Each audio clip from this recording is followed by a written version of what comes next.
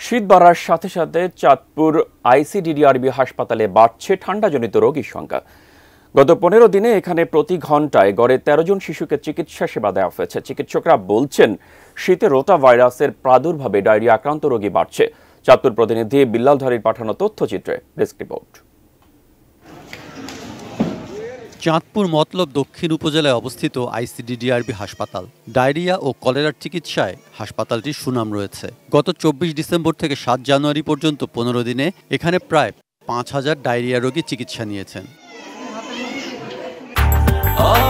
Breakfast, tiffin কিংবা snack টাইমে মজাদার আয়োজন মানে অল টাইম ব্রেড। শুধু চাঁদপুর নয়, আশপাশের বিভিন্ন জেলা থেকেও প্রতিদিন শিশুসহ নানা বয়সী রোগী আসছেন এখানে। ধারণ ক্ষমতা ছাড়িয়ে যাওয়ায় অনেক রোগীর ঠাঁই হয়েছে বারান্দায়। একেবারে দুর্বল হয়ে গেছে, খায় না, খাইতে যায় না, সেই জন্য তাড়াতাড়ি করে নিয়ে আসছি এখানে। পাতলা পায়খানা আর কি 5 তারিখে একবার নিয়ে আসছিলাম, তারপরে কিছুটা কমার পরে ছাইড়া দিছিল। এখন আবার বাড়িতে যাওয়ার পরে একটু ভালো ছিল, তারপরে তো আবার পায়খানা করতেছে। চিকিৎসকরা জানান, তীব্র ঠান্ডায় রোটা ভাইরাসের প্রকোপ বেড়ে যাওয়ায় শিশুরা ব্যাপক হারে ডায়রিয়া আক্রান্ত হচ্ছে।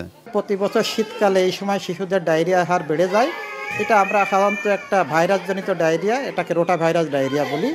এই ডায়রিয়া আক্রান্ত হলে শিশুদের সাধারণত পাতলা পায়খানা, সাথে বমি এবং কিছু ক্ষেত্রে জ্বরও থাকতে পারে।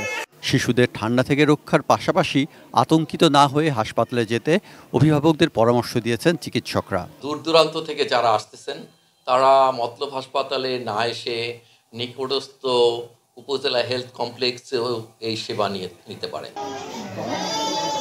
Saikat Dasgupta, desk report, ATN news.